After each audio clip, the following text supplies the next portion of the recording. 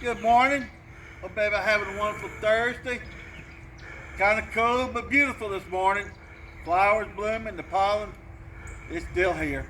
It ain't gone nowhere.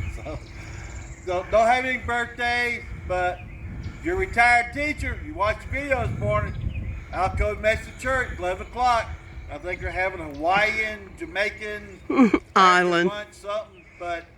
And they have great meetings. They do great work, in the community and all. And they just don't talk about students in the past. They're all about moving forward and everything. Got butt sale Saturday pickup. We're at 35, so we about hit what we wanted. But if you want to donate one, hit us up. We'll get it picked up, get it cooked for you. T-shirts, the last day Friday. I think so far we about 20 T-shirts that we sell. So 21.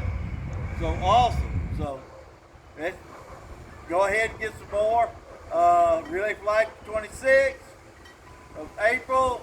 Hit us, come visit us there. We're gonna do brisket sandwiches and vegetarian roll-up. So we'll have a good meal.